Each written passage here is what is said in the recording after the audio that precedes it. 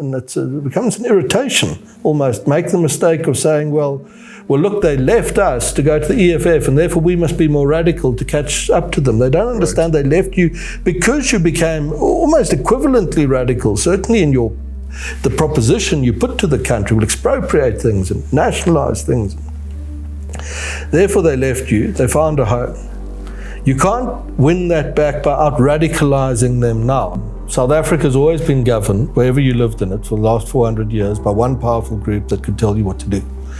300 days ago, we had an election where that changed for the first time in 400 years. And suddenly two groups with political power needed to agree with each other what to do.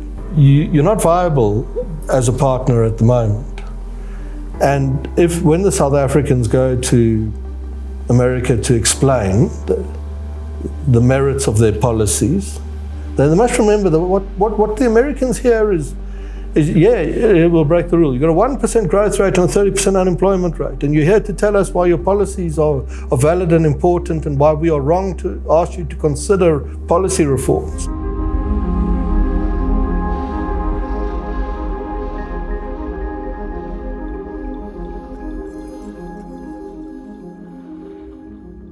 Hello and welcome back to the Undercurrents podcast. Three things before we start this particular episode. Number one, I would love to thank the Free Market Foundation for allowing us to film in their space. It's a beautiful office in the heart of Johannesburg called Northwards. So Free Market Foundation, thank you so much. Number two, 90% of you are not subscribed to the channel. So before we even start, please just hit subscribe if you're on YouTube, of course.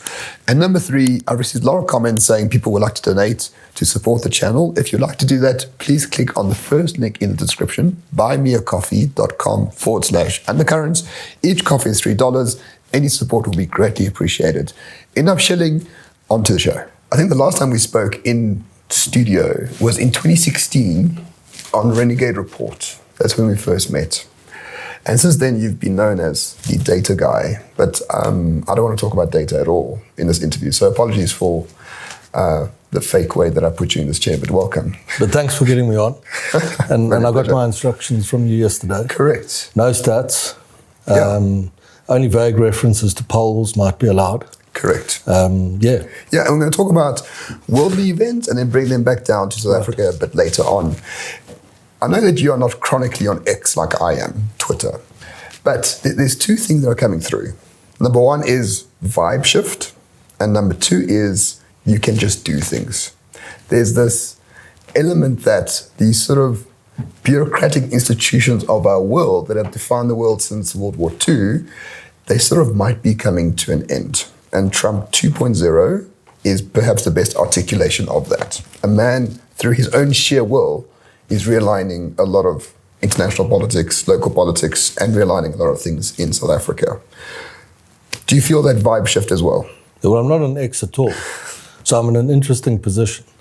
So sometimes I get briefed on this stuff. There's a big idea that we have, and we don't know if it's entirely right, but maybe that's what's happening now. And that's at the final stage of capitalism that collapses what you might call the liberal democratic neocon order. We'll go into that and what it was. That it reaches a point where it provides such an immensely high standard of living to people who live in those societies. They become so happy and so secure and so safe that they can begin to have the luxury of entertaining really, really bad ideas. And there's a step beyond that, which is actually an idea of my former colleague now in Moscow, I believe, Gabriel Cronje, that at the end stage, you have everything. You've comfort and enough to eat, more than enough, and all the money in the world, and absolute security and safety. So what do you want? You want esteem. And these two things, the bad ideas and being esteemed, sort of come together is the theory. And people try and out-esteem each other by buying into ideas that are fundamentally contradictory and hostile to the best interests of their societies. So, for example, the idea that all energy policy should be subject to climate considerations, despite the huge increase in the cost of energy, is one example of that. And then what begins to happen as a consequence is this becomes a sort of frenzy in these late-stage, highly advanced capitalist sort of Western economies. And the consequences cause them to become less competitive. They begin to break down and living standards shift. And the point I might make to you a few times as we talk through this thing today is maybe that is what has started to happen in the Western world.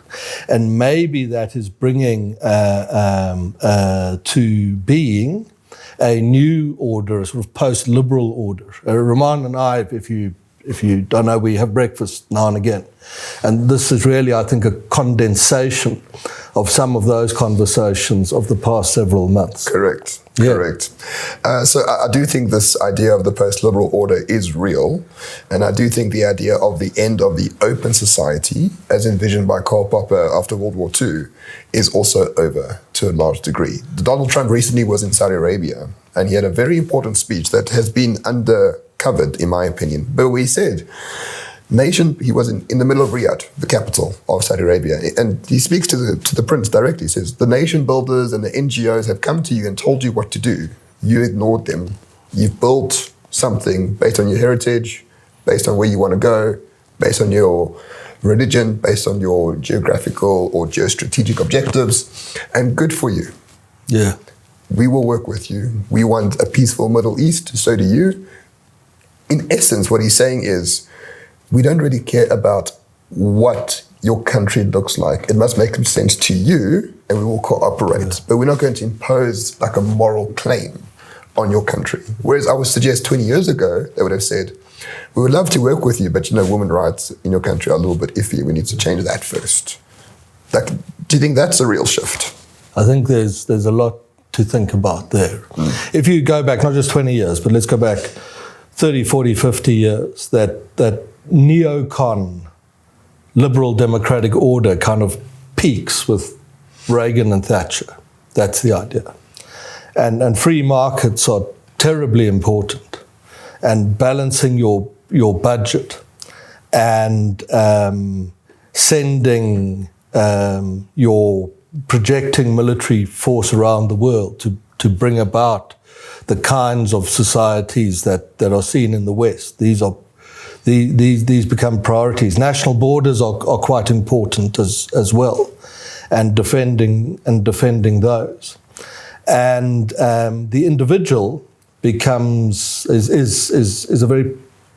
the key building block of society.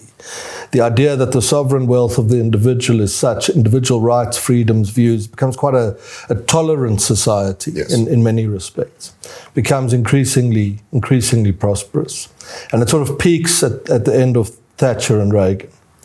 And then from there on out, and to get your question about tolerance, the antithesis of that begins to build, and that sort of peaks in the progressive movement in the Western world in recent years.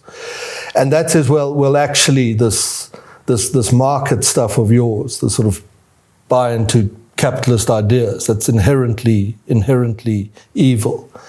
And the projection of influence around the world by Western societies is inherently evil because they're built on the pillars of slavery and exploitation.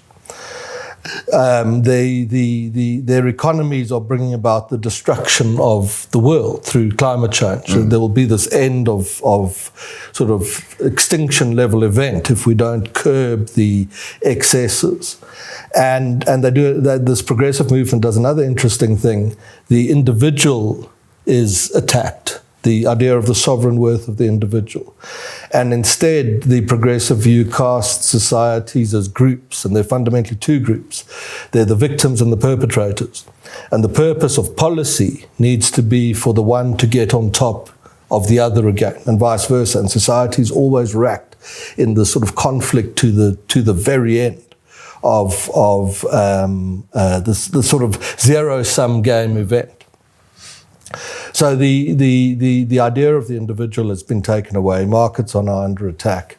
The idea of projecting force around the world is under attack. The state should be empowered to force an equality of outcomes across society. Great antithesis of Thatcher and Reagan era. And that creates consequences, I think. We've seen them in energy prices in Europe. We've seen the consequences in the extent to which I think Western societies are now rivaled by China, Russia to an extent because of its good diplomacy, Iran, India in a slightly different way. As a consequence, insecurity begins to develop. Living standards are starting to slip away.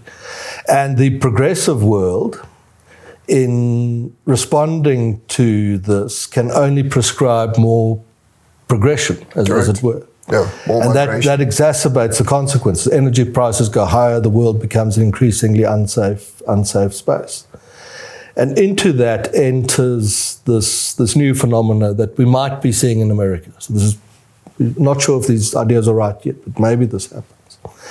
And they're very interesting, the post-liberals, because the first thing that they do is they say, not the first thing, but one of the things, is you neocons are crazy about free speech. What were you doing? You're just giving platforms to your enemies to attack you from within, as the example they might cite is the American university campuses. And your free trade ideas are nuts. You're just handing competitive advantage to your global rivals. And this idea of the sovereign worth of the individual, from which flows things like a due process and the rule of law. Think very carefully about that, because you're placing the individual in a position above the state, and the critical failure of the neocon order, so the argument would go, is that you were averse to using state power to stamp your authority and your values upon your society. Now, in as far as that is an accurate description of some of what has happened in America and parts of Europe, it is the beginning of the answer to your question, that if you've taken those steps, then yes, indeed, you can, from the Western world, look at what are fundamentally closed societies, undemocratic societies in other parts of the world. You made the examples of the Middle East. And you can say, well, we in principle have no fundamental objection to these kinds of societies, because they are doing, in many respects, they live out, they've practiced in the very principles that our post-liberal order in the West has itself begun to understand it needs to advance for us as formerly Western liberal democratic societies also to be powerful and influential. Correct. So I think if you speak to the Vice President of America or to Donald Trump, the interests of, their interest is actually relatively internal interests. Like the interest of the United States comes first before any other interests, which is the opposite of the George Bush era, for example. And number two, it actually doesn't matter what our friends look like. If there's a transaction or cooperation or something useful, they will be our friends. Yeah. It doesn't actually matter what they look like. And I think that's a fundamental difference. There's no, if I may say, purity tests in diplomacy anymore. Well, a liberal thinker would say to you that the values basis upon which the society is built no longer has primacy in the policy decisions that are being taken. The material and perhaps short to medium term material consequences of a policy decision starts to outweigh that. And there, and this will become interesting, there maybe you start to run into trouble, because the Western liberal democratic order was a unique thing in that at its very foundation was the idea that an individual had value.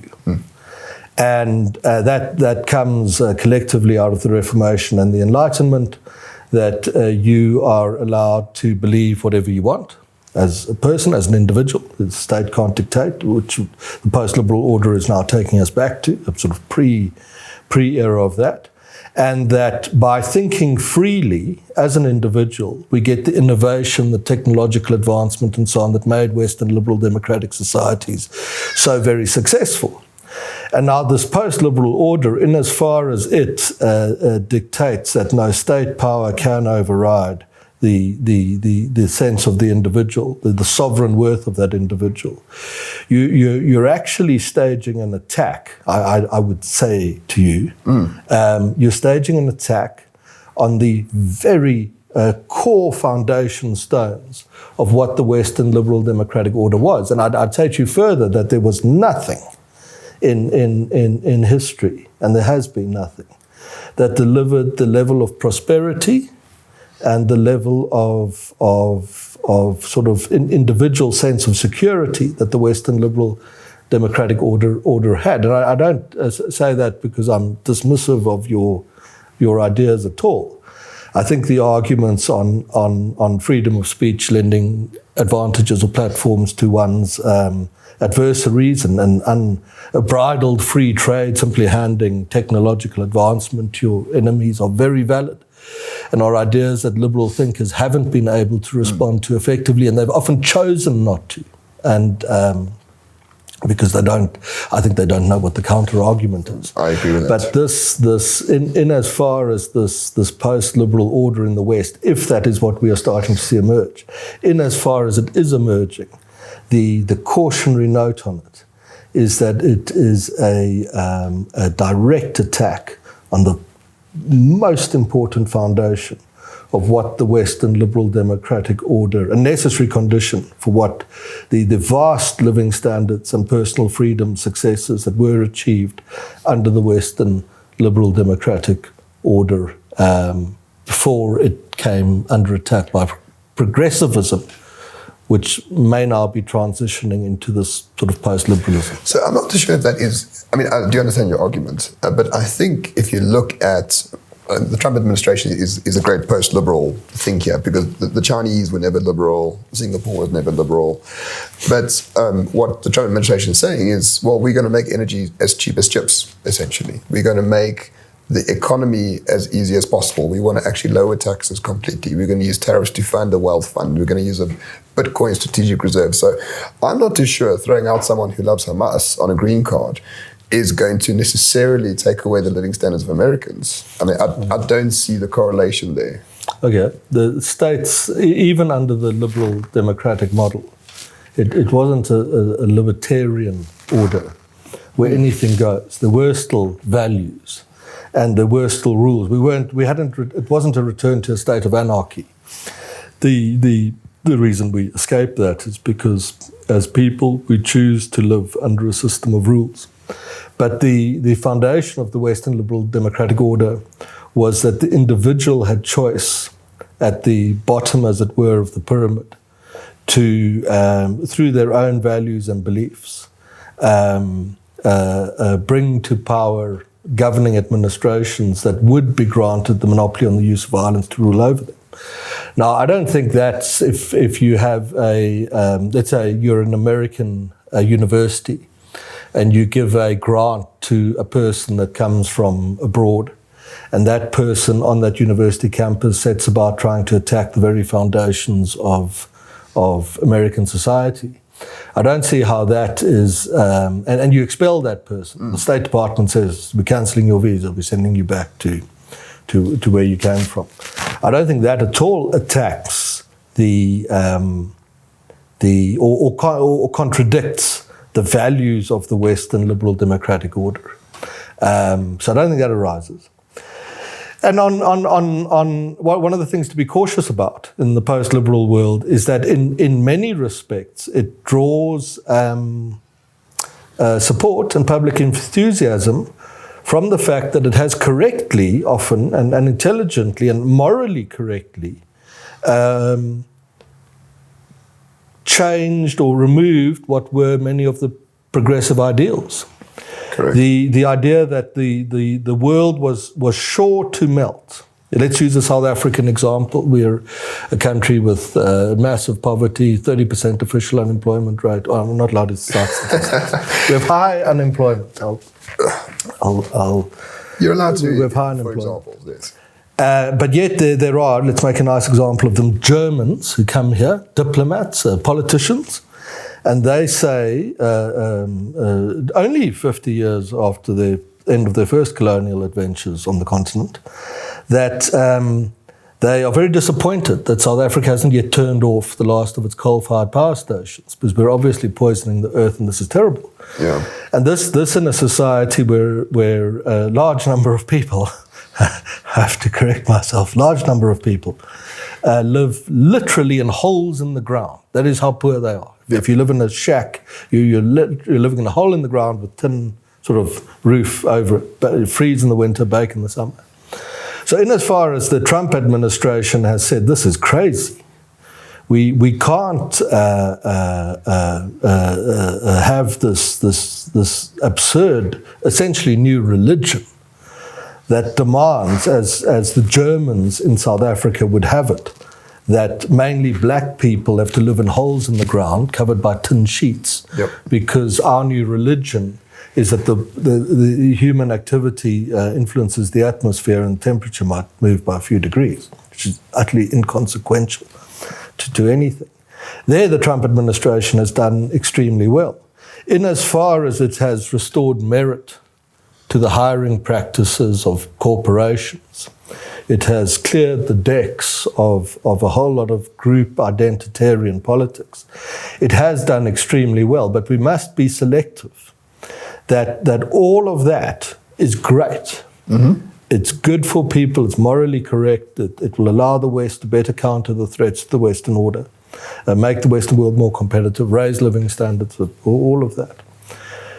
Does that necessarily require, in as far as it might have happened, or there's a risk that could happen in the future, because I don't think it's as pronounced as the fearmongers suggest, yes, that the state overrides the conscience of an individual to make decisions about their own lives. And the striking that balance is probably, if you care about these things, talk about them in podcasts, let alone drive to a podcast, talk about this for an hour, or host one of those. In as far as you care about such things, that might be the thing to watch very carefully. My sense of it is be wary about where you allow the nationalist type group sentiment that might come with this stuff to override that sovereign individualism, because the consequences throughout history of that have been very terrible. Terrible, and I would agree with you. For me, that would be the failure point of this post-liberal order. Like, if people are censored for what was free speech before, I think that would be the failure point. But I mean, the Americans they've known the First Amendment for a long time. They've got free speech everywhere. They're much freer than most people in Western Europe, much more free than we are here in this country, much more free than 99% of the world.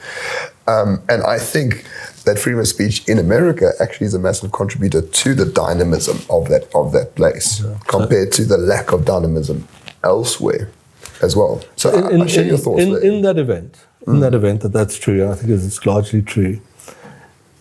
Is this post-liberal business overstated? Or is it simply a return to pragmatism and to common sense? Because if you're taking sensible economic and energy decisions, and if you're taking sensible hiring decisions, and meritocracies are the ultimate manifestation of the rights of individuals, and if free speech is not under threat, and I think it was far more under threat, I don't think it was far more under threat under the progressive order that threatened America than anything one sees now. Then how is the order that is now rising post-liberal not just the second coming of the old neocon order of Thatcher and Reagan? Because they are not free marketers in a real sense. They're quite happy to use tariffs. They talk about culture a lot more. Countries are no longer merely economic zones where individuals are cogs in the economic zone for shareholder value. I think they've actually taken on the mantra of John Mersheimer, who is this professor really of international relations, that says there's no global rules-based order. Essentially, countries are living in anarchy and they struggle to survive, and they'll do what they can to ensure that they exist, and B, that they can proceed with their existence. And I think Marco Rubio said so. I don't think Donald Trump said so, but this idea of a multipolar world with different spheres of influences, I think that's going to become the norm. And I think these international sort of global institutions like the UN and the charters surrounding this, people are seeing that it's really toothless. It doesn't actually matter. What matters is power. Yeah, but I mean, that is the old Cold War era in many respects. A multipolar, then bipolar, but by extension was a bit of a multipolar kind of an order. The Western world projecting influence around. It wasn't a free trade environment in the main. The tariffs existed largely everywhere. Mearsheimer's thesis could very much be built on how the Reagan and Thatcher sent a battle group across the Atlantic to take back the Falklands. The American administrations involved in conflicts all around the world in order to force its values and belief systems and fundamentally its interests, therefore, onto other parts of the world. The cultural values of Western liberal democracies, I think, were much more clearly defined, and I think Western governments acted much more firmly in pursuit of those values through the what let's call the neocon era than what has been the case over the past 20 years. Even in conservatives, look what the Conservative Party in the UK has been party to. Look at the Republican administrations in America that departed in many respects from what I think Reaganite Republicans would have admired. And as a consequence, they create the space, or they get caught up in the progressivism. The consequences, the material consequences of progressivism in people's lives. People want economic and social security. These are the things they care about. Progressivism undermined both. And you see this extreme response of sorts into this very interesting person in Trump himself. But I'd say in many respects this is a return to some variant of the old order. Really? I mean, I was getting quite excited about a new sort of world order on post-liberal, or the post-liberal order. So you're saying I'm getting very excited about going back to 1985, essentially. Well, is that your feeling? Well, I'm probably that. I'm sort of liberal democrat, old-fashioned neocon type. This is what we go on with each other about. And excited about going back to it. Yeah, in many respects, I think it was those societies in that era that benefited from that.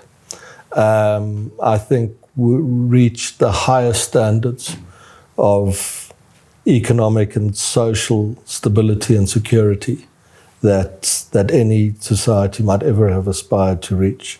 And then, as far as there's a return to that, it's a very good thing. And maybe this post-liberal thesis is a trap. That was a very decent time, and if you use that term, it was a time of tolerant politically in many respects.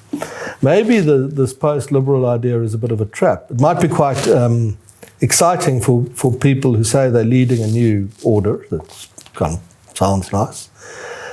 But for the left to say it's something fundamentally new and different to anything that the Western world has previously experienced, may be a bit of a trap. Because if it was just simply a return to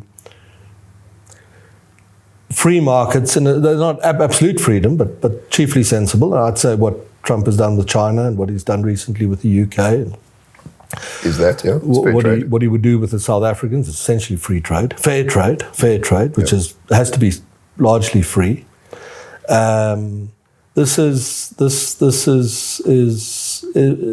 something that, if it wasn't made out to be a new terrible right-wing ideology that threatens us all again, you would have to say, looking at it on the facts of it, it's simply returning to the policies that created the peak moments in human history in terms of living standards and security, and therefore people wouldn't be so afraid of it.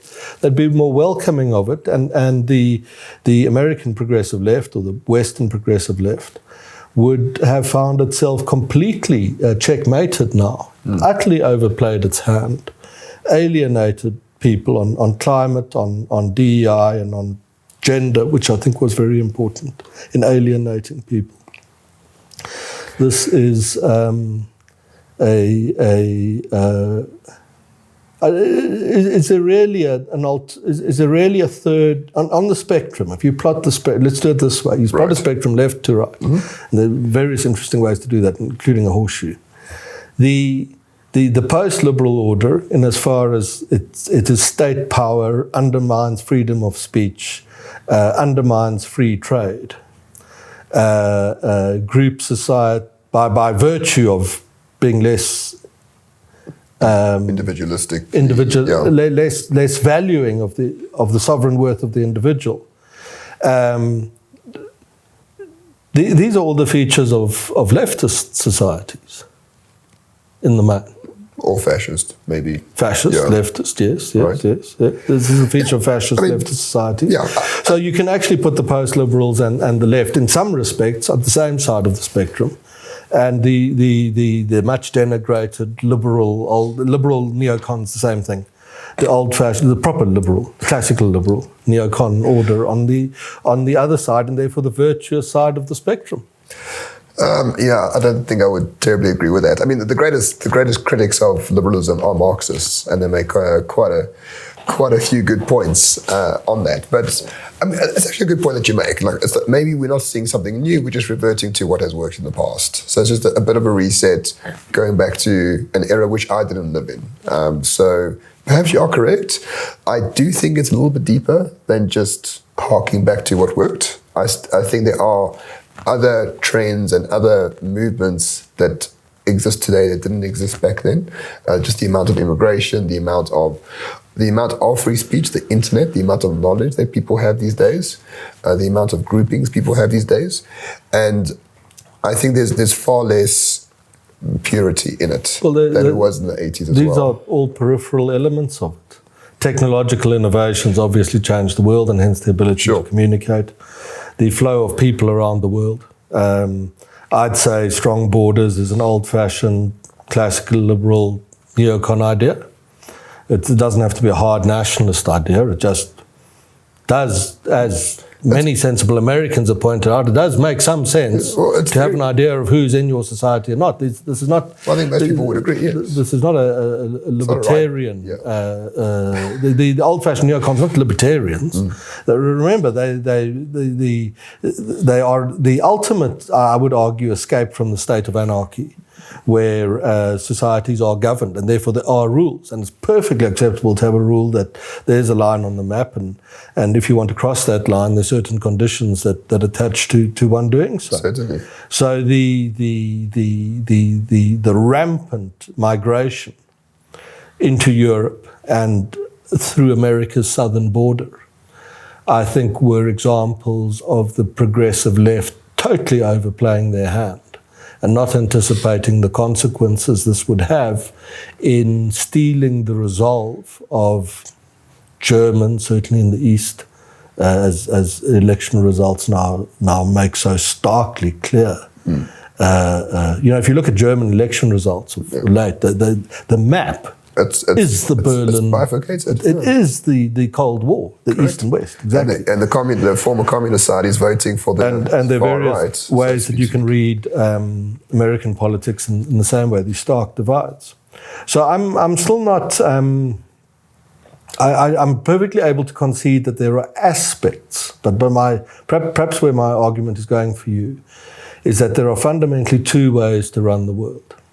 There are societies that are built on the idea of the sovereign wealth of an individual, and they're fundamentally free, but not anarchically so. And there are other societies that are built on the idea that there are groups in conflict, and the purpose of the state is to advantage the one group over and above the other. And there is nothing else. There is no other model. There's never been and there never will be. And that what is described as post-liberalism is sometimes deliberately, there are people who promote it, but they're deliberately sometimes cast to stigmatize the idea. It's simply a return to an ordered but chiefly free and open society. And whether the tariff rate in the current era is 10% or 20%, doesn't shift that one way or another. Or whether a university student can be deported for engaging in violent and threatening protest action doesn't now say that society is fascist, not at all. It's a sensible and pragmatic society. So there are two ways to run the world. There'll always be a bit of leverage on the fringes of the details of how that's run. But what we've seen under someone like Mr. Trump is not what the left accuses it of. This is the argument, not what the left accuses it of. Some sort of fascist throwback. It's simply a return to pragmatism in the main, common sense, and the values in the main upon which free and open societies are built. So you would disagree with my original thing about just do things. He is actually a force of nature as a person. We can see that. But this force of nature as a person is directed towards something that we know has worked. Yeah, well, these are his actions. Or any politician will have actions. I think Trump has been very conservative in many of his actions. The initial Liberation Day tariffs triggered events and particularly in the American bond market, that raised a serious question over the idea of the dollar and US bonds as safe havens. Very shortly thereafter, the tariffs get dialed back massively. The efforts at a force of nature is the civil service, probably the most powerful force in the world. And the efforts at reining in the US civil service and culling staff, reducing costs, not a lot has in fact been achieved there. So it's dialed back. Some of the American universities are staging a degree of a fight back, although they've also, I think, curtailed some of what they tolerated on their campuses to this point. Correct. So I think again it's intentionally defamatory idea that's created that the American leader or anyone who might lead such a movement in the West away from what had been this progressive idea is a maniac acting wildly and irrationally with no forethought. I think his actions have actually, in some respects, been considered, and remarkably for a politician, where he has hit resistance, they have changed often direction and quite fundamentally so. Yeah, I mean, my favorite thing is when they spoke about me in the local media, they said, one of the crimes I was accused of was being pro-Trump. So I didn't know that was a crime, firstly. And secondly, I mean, I think many people would actually quite like. I actually saw the MK party say, like, we need a Trump in our country, and many countries would say, it would be nice to have someone who sort of has this force of nature, that understands the realities and that has the energy to do it as well. So I don't know how that is a crime, if everyone else agrees with me. Yeah, I think the data that I'm not allowed to talk about would suggest that there is a vast appetite for that.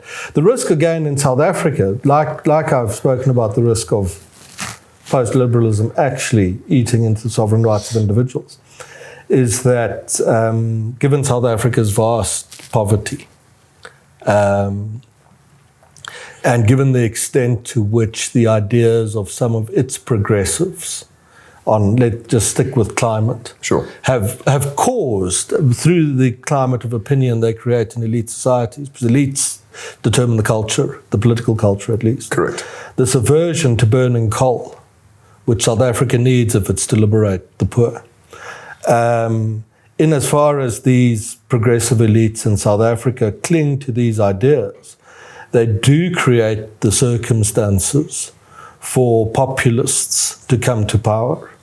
And in South Africa's case, that might one day be populist on the right. This is an old idea we've always enjoyed, that the sort of South African cliche was it will fall away to the populist left. Well, not necessarily. It can fall away to the populist right just as easily. And develop enough poverty, maintain it at high enough levels, you create the circumstances to do that. But populism, one way or another, is the incitement of nationalistic fervour to the point that you begin to define groups and then to begin to define yourself as the state, as the arbiter over which of those groups is virtuous and which is not. And once you're on that trajectory, the extent to which you value as a society the sovereign right of the individual is being eroded, and here you are on the route to a less democratic order, which defines equally the argument for today defines equally the hard left and the hard right far more than and the antithesis of which is the old neocon liberal democratic order. You keep saying neocon and liberal together, and I don't think that's terribly correct, but I don't want to go into semantics. Now that you've explained quite well this a reset to what has worked, it seems like South Africa is out of the loop in this regard. So we're going to take the macro stuff and bring it down a little bit to the local stuff. In essence, since 1994, we've had a democratic dispensation based on a very liberal constitutional order, one could say quite progressive constitutional order. There has been winners and losers defined by legislation from Parliament. There has been a bit of a reset with the Government of National Unity. But overall, now that England apparently is going full anti-immigration. We're seeing a lot of change all over the world. It feels like South Africa is actually still trending perhaps against the trends globally, so to speak. It's still very early. It's only 5 months of Trump, and I fully understand that. Is that your sense as well, or how are you seeing it? Look, just quickly on terminology. The terms liberal, conservative, and so on are so jumbled around the world. Yes. I'm just trying to do one thing, which is the old-fashioned classical liberals, free speech, free markets, etc. They get defamed by being called neoliberals, and then conservatives in some part of the world, and the like. So I'm inadequately grouping everything that arose from the classical liberal order in one tent to South Africa. I think South Africa is a deeply conservative society. We're going to talk about that.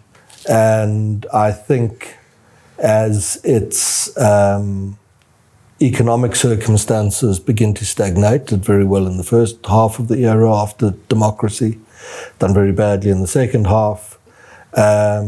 The presence of that conservatism as a value, and again, as I've just said about definitional terms, as a value may come more and more to the fore, exploited through populist leaders. It could there could be an extreme manifestation of the hard right in South African politics. That's possible.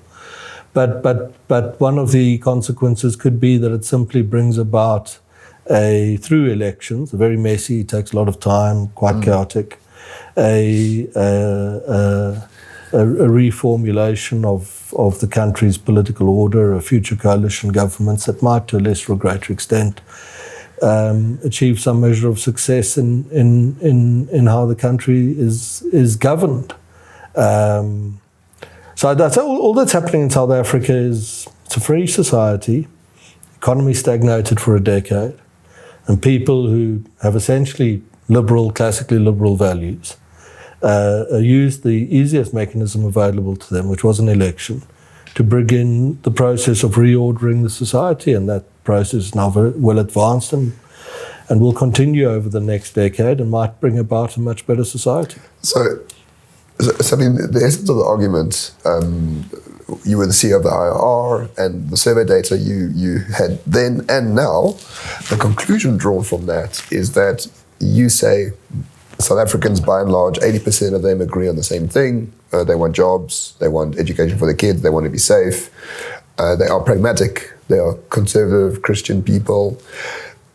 The critic would say, and I'm not necessarily a critic, but I think this is important. The critic would say, if that is the case, why do they keep voting for radicals in every election? The answer is they don't vote for radicals. Well, I mean, so a critic would say, it's not my argument, just devil's advocate. So people would say, that's fine. Okay, let's say that the ANC was at 65% a decade ago. Now it's at 40%.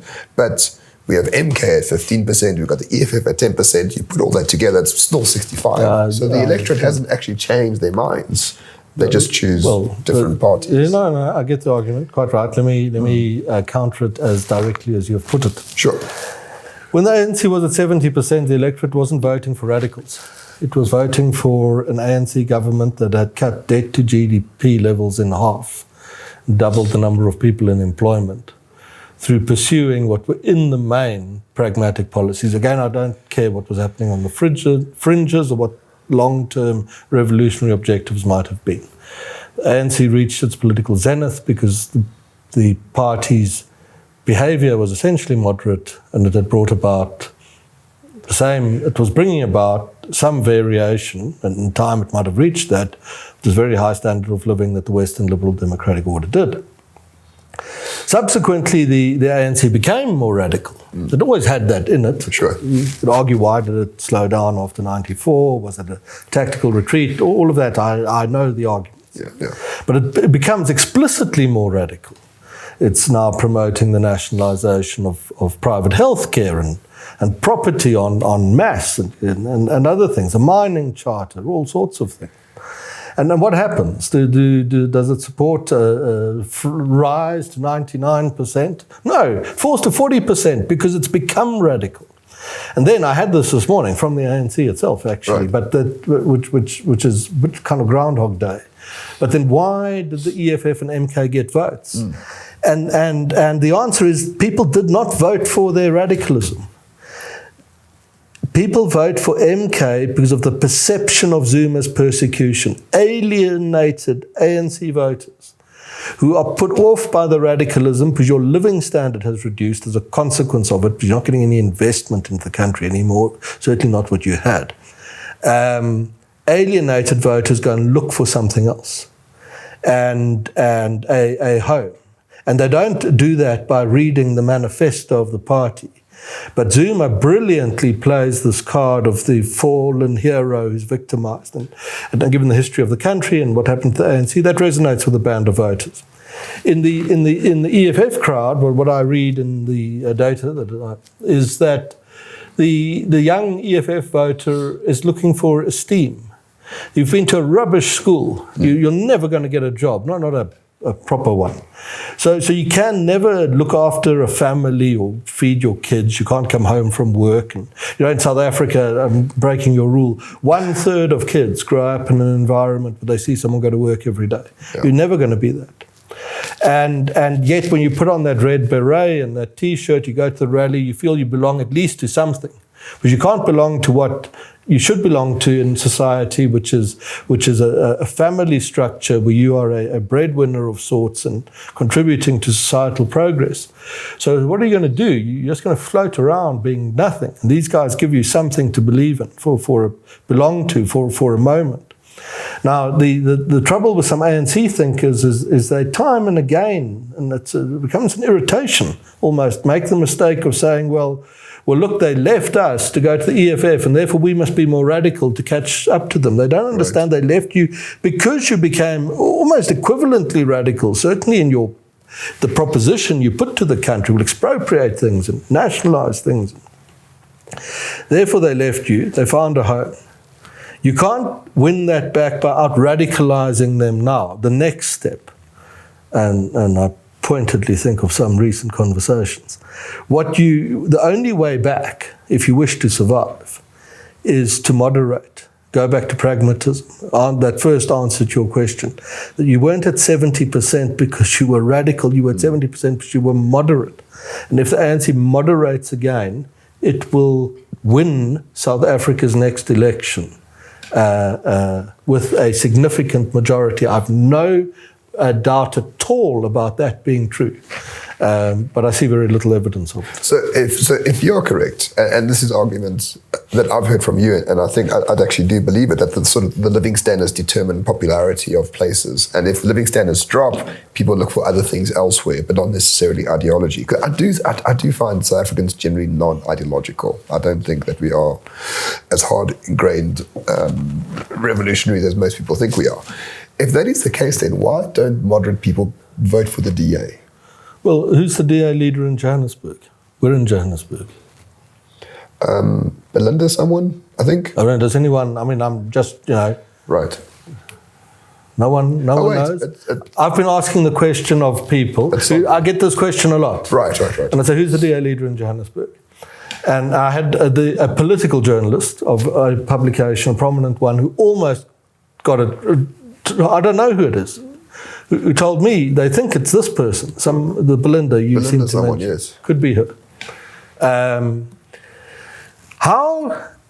How is it possible that in Johannesburg, the capital of Africa, you could call it that, the most advanced spot on the continent, which is looking very shabby, where I think the ANC got very little in the last election. Well, I think 35%, if I'm not mistaken. Yeah, but now you're quoting stats. No, yes, your stats.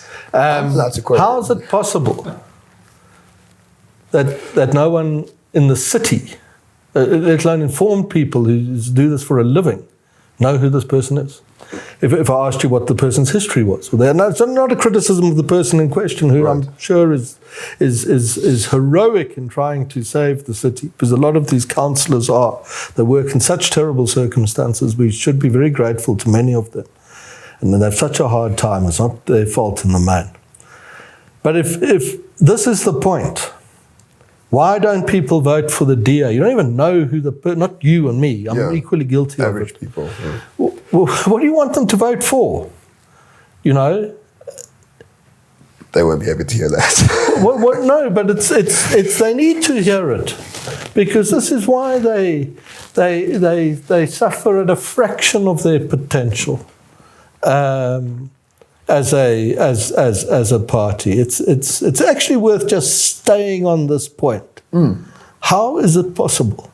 No one knows. It just feels to me like they're very well defined in the Western Cape. If you speak to the mayor of Cape Town, he can explain with a 10-year cycle what's happening in Cape Town. He understands all the stats. He understands everything. Yeah, but there's no one up here or any other part of South Africa. If you define you can't do it. To large parts of society that aren't Cape Town, that the DA is Cape Town, is that actually aspirational? I think Cape Town, sometimes the fact that it is so defined as Cape Town can do damage, because I think in some of the numbers, if I look at them, what Cape Town says to many former ANC voters is an insider-outsider society. Mm-hmm. An inside in which the elite reside at spectacular living standards, which is great and not a criticism of them at all. And then a periphery, and that the DA tries to make the periphery as comfortable as possible.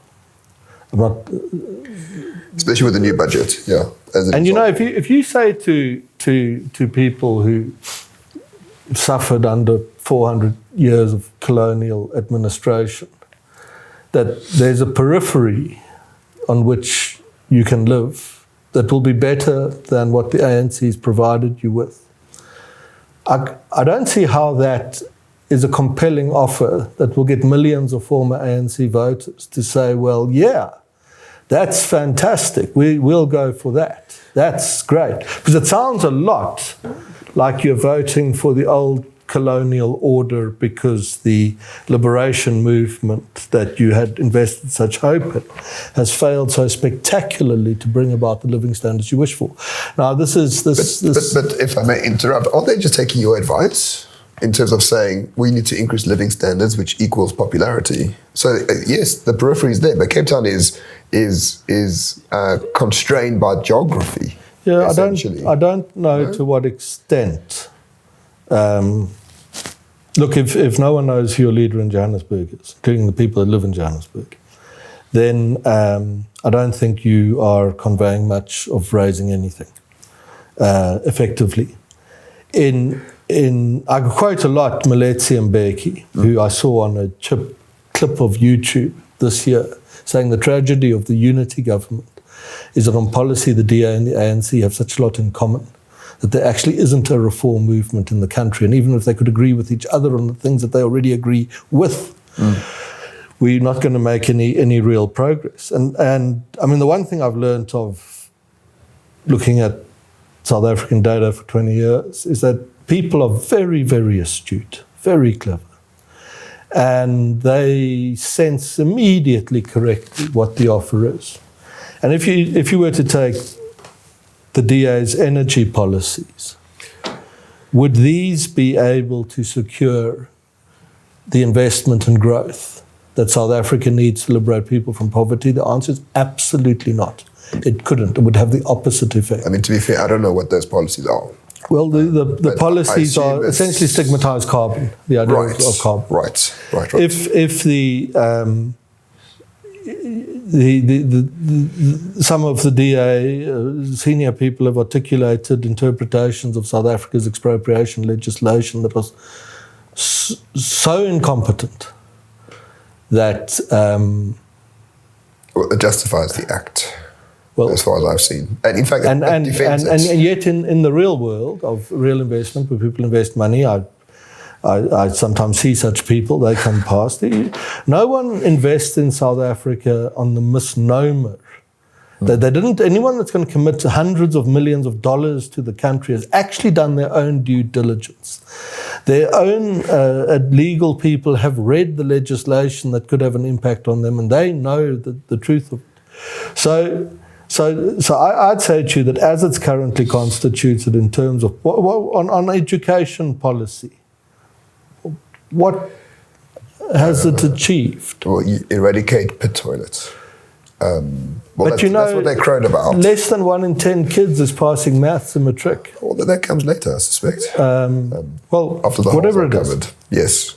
But I do understand your point. The point I'm making to you is this question's put to me often, well, if you're right that people vote because of common sense and material circumstances, why aren't they all voting for the DA?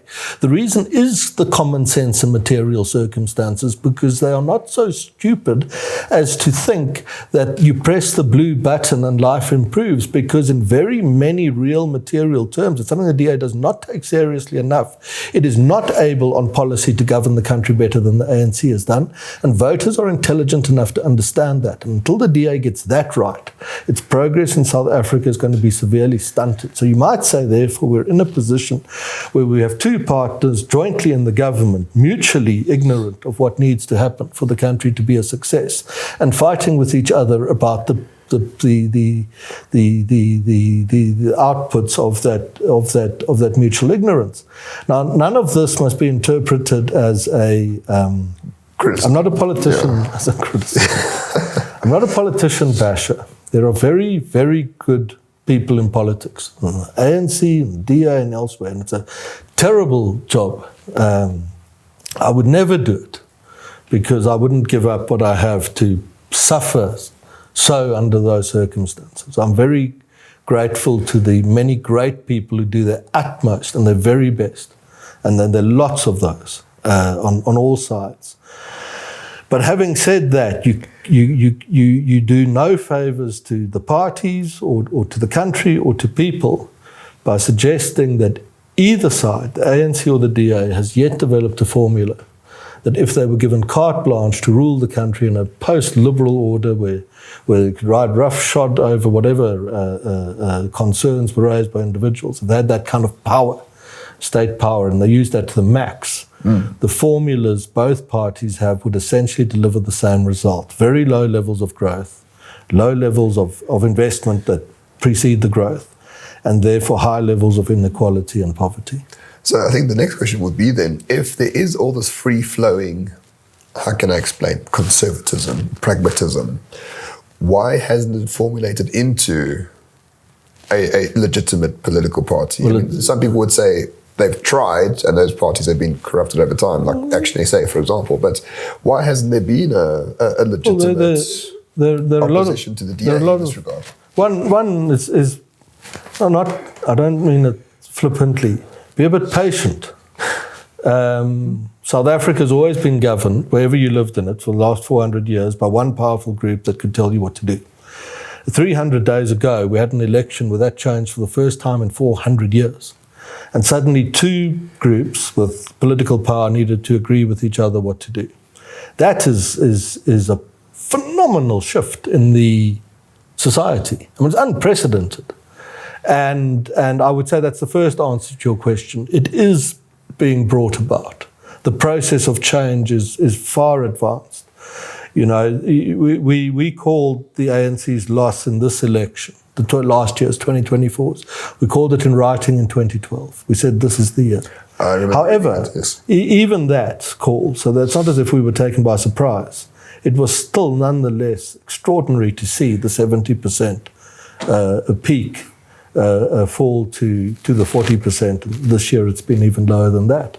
So I'd say the change process is happening much faster than people realize.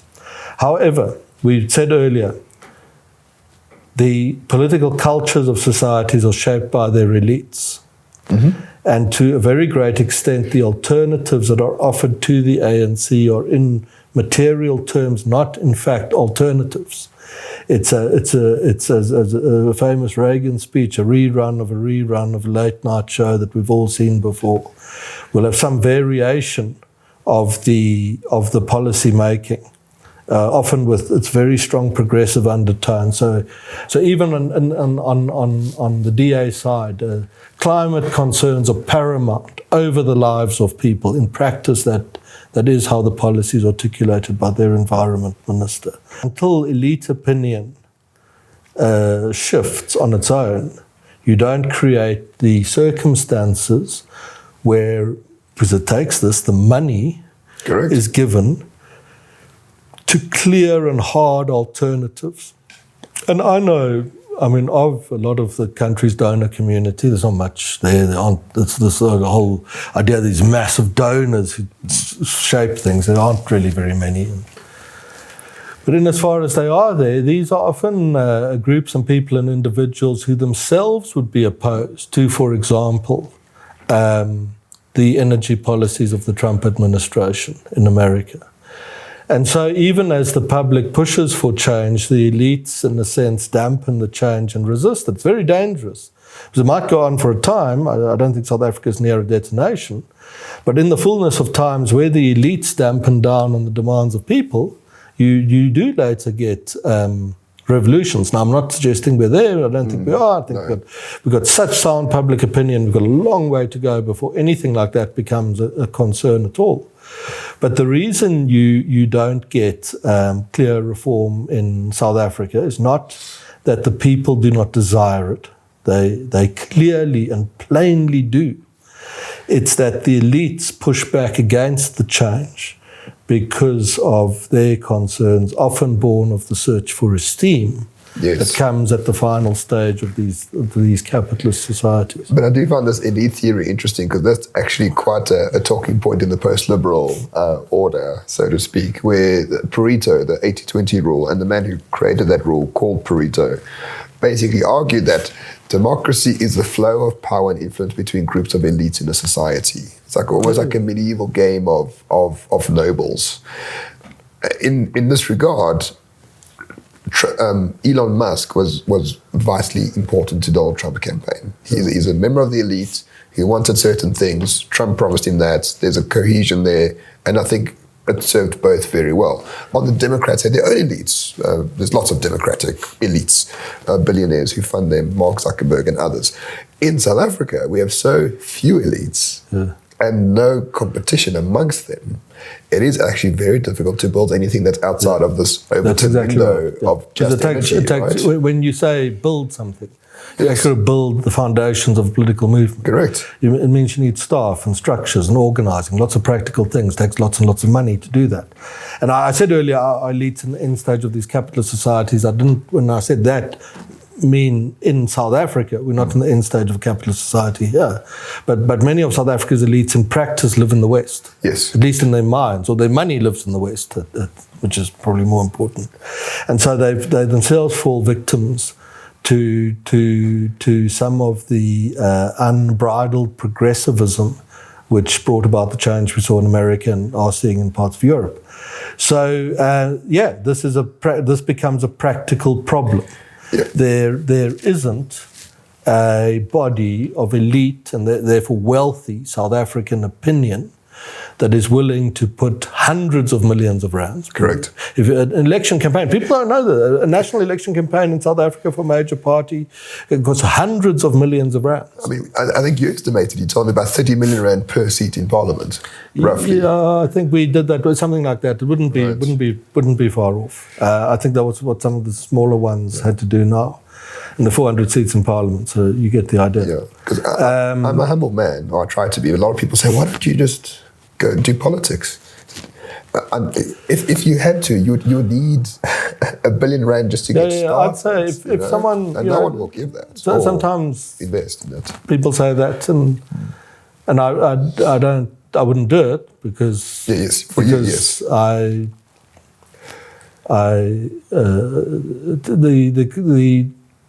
It's so hard, actually, and difficult. And this is why these politicians that I've been critical of, it's a balance that must be struck there, because I'm very grateful that many of them are there doing what they do, as much as I'm sometimes critical of some of the decisions they've taken. Correct. There's no room. Why these kind of media platforms like yours are useful historically and hopefully again, is that there's no room for that kind of nuance in the mainstream.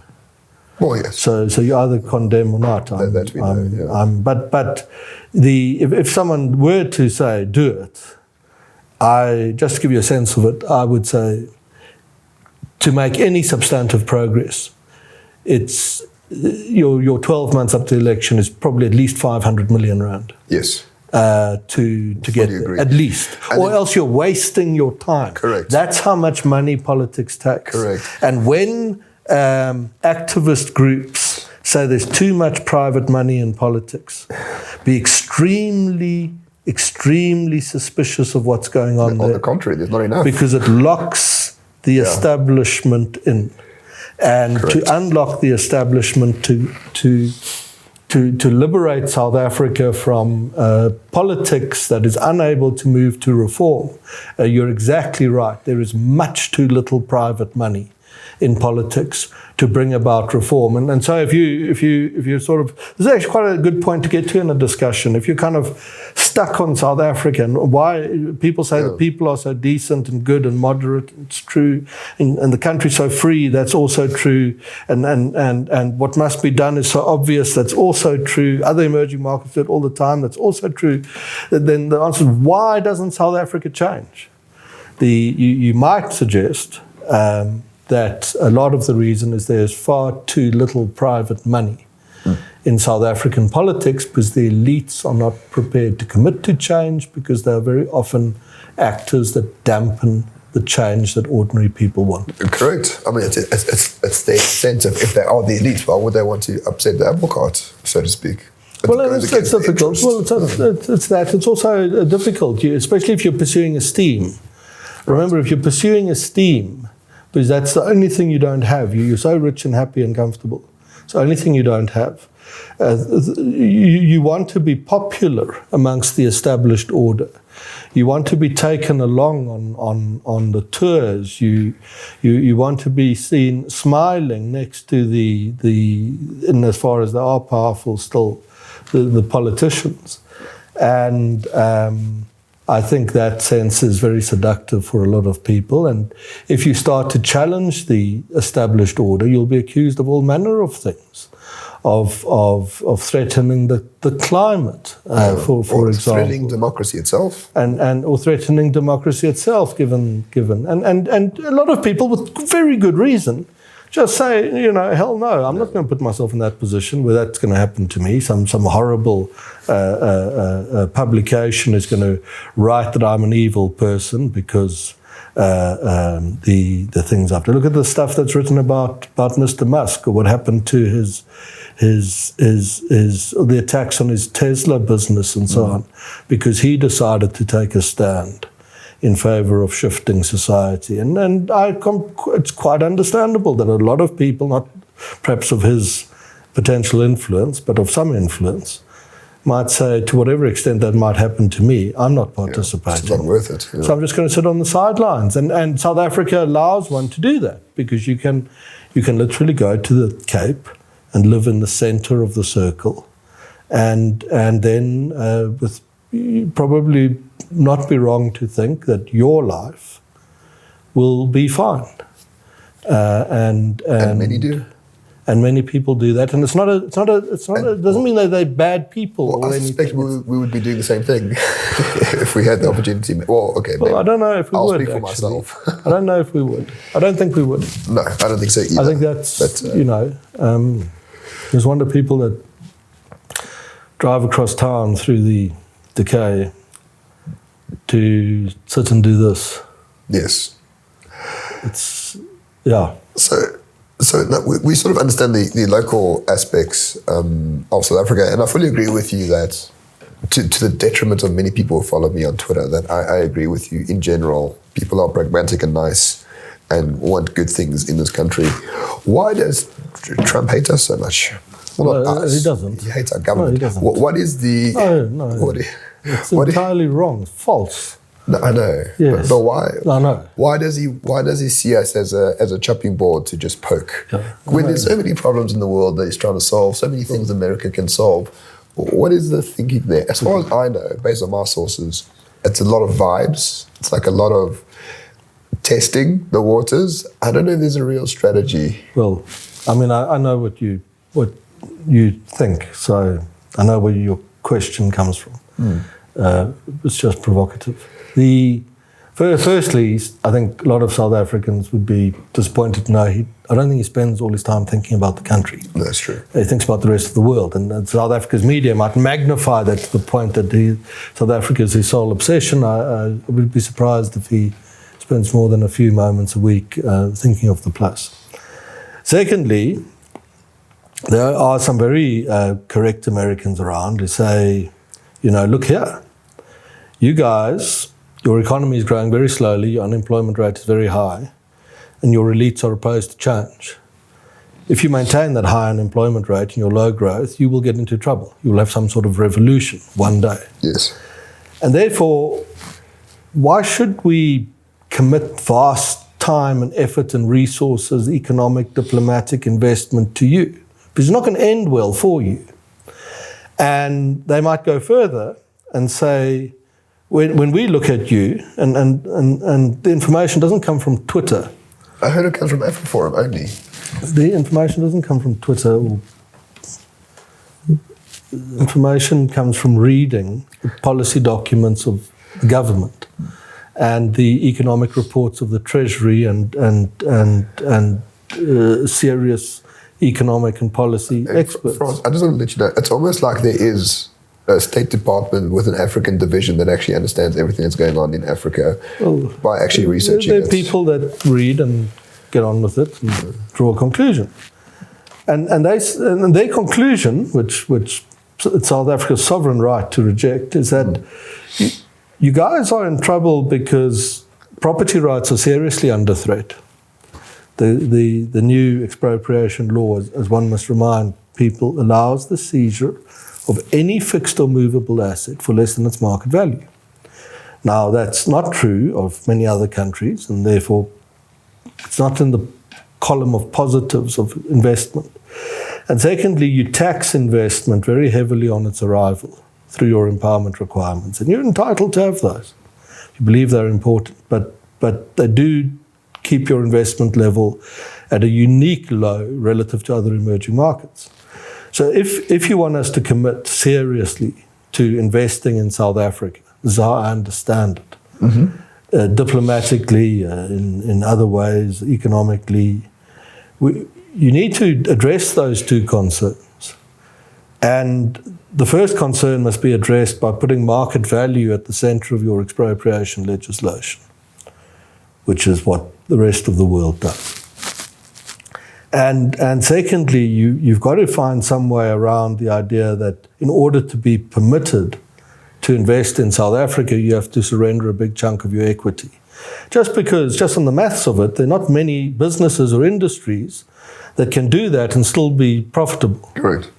So these are the demands America makes of South Africa, and it's perfectly in South Africa's right to reject those demands. So I would say to you that I don't think at all that the people I see, have met and read, or whatever, are people I would tell you, almost without exception, care very deeply about South Africa being successful, and are therefore prepared to take stances that might be unpopular in some quarters, in the few moments a day that they think about the country, to say, look, you know, from the best place possible, you're not viable as a partner at the moment. And when the South Africans go to America to explain the merits of their policies, they must remember that what the Americans hear is it will break the rule. You've got a 1% growth rate and a 30% unemployment rate, and you're here to tell us why your policies are valid and important, and why we are wrong to ask you to consider policy reforms. It just isn't serious. Yes. You know, and maybe some of the diplomats are friendly and say, goodbye and so on. Maybe at some point we have a Zelensky-style detonation on SA.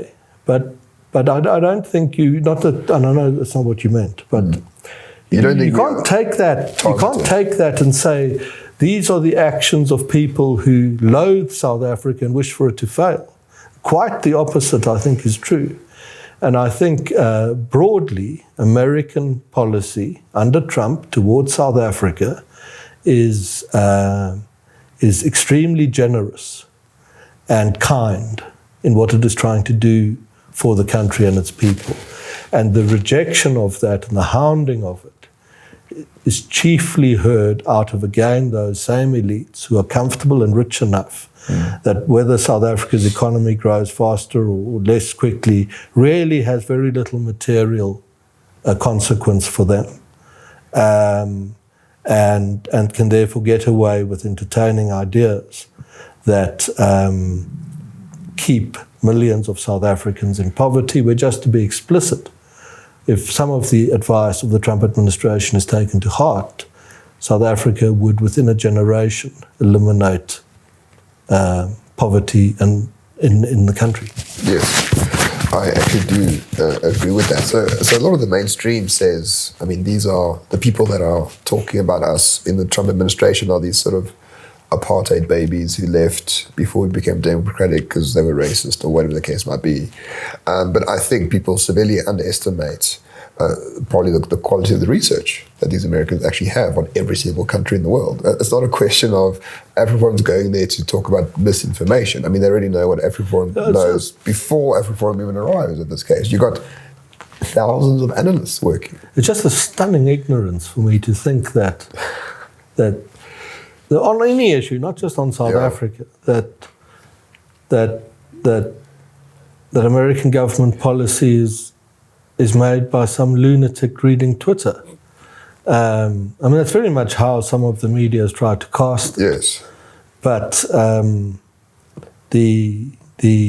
that's actually not how it's done. Really? Maybe just talk to them in camera and let them know. Yeah, it's almost like they are professionals who understand what they're doing and understand stats and understand strategy, and they can create a view out of what they understand. It is quite amazing. Do you see? My concern is I want South Africa to be prosperous. I really want my children to live here. I'm a family man, and I think if you are correct that maybe Trump is being quite generous in saying these are the things that could actually make my family stay here as Ramon Kabanak. What is there an end game, in a sense that does how far do the Americans go? Are they just for now? They're just advising. They're just saying this is X, this is Y. It's the same thing. There's a South African idea. There's obsession. In America with South Africa. I don't think that's true. I don't think they go very far at all. They get on with other things. And in the region, there are interests here. The Southern Sea route, I've YouTubed that to death, so watch it somewhere else. And the like, and Africa and its importance. So, Namibia is a very interesting country, as at the moment could be a regional powerhouse.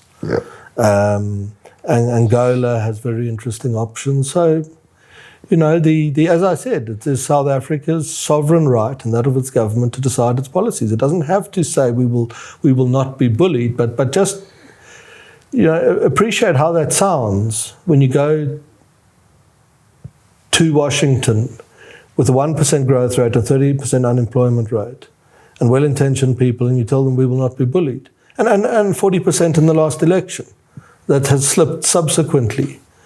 I think the response in the end will be okay. It's not a great amount of leverage. Okay, that's fine, and good luck to you, and we'll form the best relationship we can with you, which is already the case. Many American firms invest in South Africa. They don't seem to be going anywhere, or so on.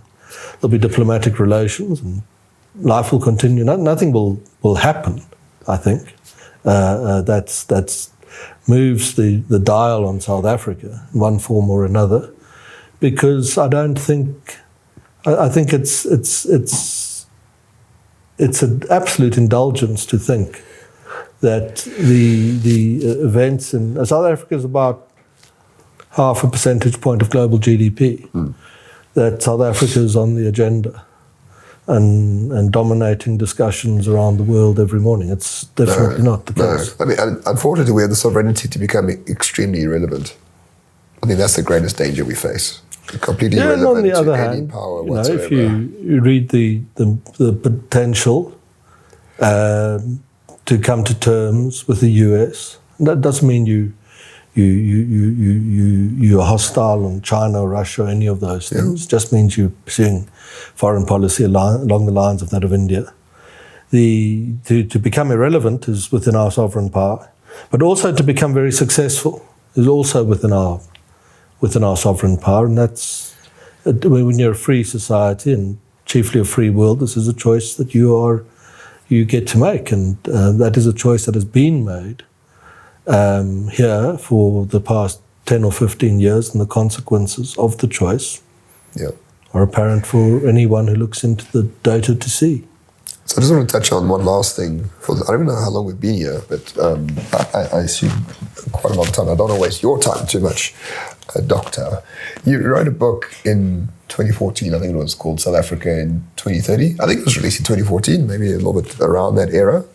And the four great scenarios you had, the most interesting one was called Balkanization, where the state, this power of the state is greatly diminished. So we're going to essentially, power is going to be filled through various means, security states. Essentially, we're going to balkanize. South Africa's going to balkanize de facto because there's no power to prevent that from happening, or there's no culture to prevent it, or there's no economic growth that prevents it. Do you feel, out of the four scenarios that you paint, one was like hardcore communist, one was hardcore democracy, one was hardcore right-wing, and one was balkanization. My feeling is, out of the scenarios, which are not predictions, but out of the scenarios, I think balkanization is the one we seem to be trending towards more than any of the others. It's the one that would perhaps most closely describe the current condition of the country. The idea is simple, that people try and bring about change. In today's language of this interview, we could say the elites oppose the change. Mm-hmm. As a consequence, the state weakens. The state needs resources to be successful, skilled people and money. It loses both. And so the state retreats. And a vacuum is created momentarily. And then what happens is communities go and fill that vacuum. through their own efforts. Correct. So it might be their own schools or security or whatever, at an extreme manifestation. If you think of the Natal riots of 2 or 3 years ago, people take to the streets in place of the rapidly fleeing security forces. And I would say that you'd be hard-pressed today to find a South African community in which the characteristics of that community were not increasingly those of a society in which the state had retreated and new power brokers were filling the vacuum. And the difficulty with that one, to go back to where we started, is that in those societies, these powerful groups, it might be private security people or a gang of powerful political leaders at municipal level or whatever it is. Or just real gangsters. A construction, a mafia, Yes. a community policing forum, which is absolutely necessary. But these are powerful groups, and the sovereign worth of the individual has been crushed underfoot to an extent. And so Balkanization, while enticing to the sort of libertarian crowd, is fraught with danger in the sense that it erodes the key foundation stone of the liberal democratic order. And I think the little people get crushed underfoot by the powerful, because the state, which is a contract between free people to be governed over, has failed and retreated. And yes, I would say that the book, 10 years old, the Balkanization, what we call the breakup of South Africa. Yes. I'd say that's what probably most closely looks like what is on the ground today, but it doesn't mean that is necessarily where we're moving towards. It might be a temporary holding position where that people are driven towards by necessity, which you have to fill the vacuum that will fill itself, and if the force that is the pragmatic goodwill of so many South Africans to change the country for the better is met by elite interventions to create the political possibilities for that change, then Balkanization might have been a stepping stone towards what in the 2030s and 40s would be a fundamentally free and open society, but it can, of course, go in more directions than just that. And Balkanization can be the permanent condition too. Yes, which I think helps no one except a few people, radicals that we know, that would appreciate that quite a bit. So, Frans, just a final question. As I'd always try to make this podcast about me in some ways, but as a young father of children who want them to stay in this country, you want a safe, moderately prosperous, growing, peaceful society. That's not happening right now at the moment and might happen in the future based on what we discussed before. What would your advice be to someone like me? Look, what should I be doing? Don't tell people what to do. People can do I said advice. What they wish to do. Yes. Look, and they're not unique to South Africa. Hedge yourself. Make sure you have career options. Your children have options. Your money has options. You have options of where you can live in the world. You would do that anyway, just to be happy. In South Africa, there's a strategic urgency to develop those options too. So that's what you should do. Is choices about yourself, your career, therefore. What businesses you do, who you do business with, where your money is, what it is in. I mean, if you put it only in the American stock market, you'd perhaps be very worried if you were near retirement. What your children can do, and then where in the world you can live. So develop choices in as far as you can. Beyond that, and the crew said we have to end on positivity, but I wouldn't do that for the sake of it. I'd say once you're in that position, these are the cards the country's been dealt. It's implicit in everything we've said today. It's a fundamentally free and open society. Yeah. You can do this podcast. Second thing we've said implicit in it too is where progressivism overplays its hand, the world is moving back, was my argument, to the old liberal democratic order. So we're free and we have that prospect. That prospect is strengthened by the fact that people here are moderate and sensible. I haven't quoted any stats on that, but they're there. Immensely there. Far more than you would think could possibly be the case. There's nothing wrong with you. You're not the crazy one who thinks this doesn't make any sense. The comfortable majority, strong majority of South Africans agree on absolutely everything. The values, and what needs to be done to make the society successful. On a related point, fiscal pragmatism remains. So the state isn't printing its way out of trouble to the extent that it might. If you run into trouble as a post-colonial government, start losing elections or threatening to, you print as much money as possible to create inflation. Or you're trying to increase revenue. And well, no, I don't think you do it through the VAT, which they I mean, that was just a soap opera. Anyway, all right. You print money not to increase revenue. You print money to create inflation and therefore poverty, so you can create populism. And in South Africa, the ANC, which runs the country's finances in the main, ably assisted by the DA deputy minister, and particularly ably by the ANC deputy minister, haven't done that, which is a remarkable thing. And if you are dealt these cards, as any society, you're free. The world changes back under pressure to the liberal democratic order. People are sane and pragmatic and want the same things as you.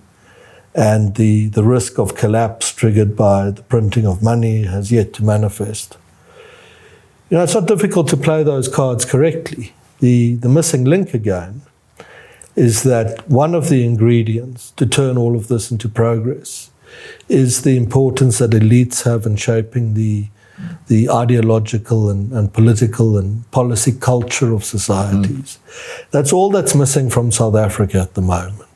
Add just that, and the country will be extremely successful. That's actually a very good point. I often considered elite theory as a cog.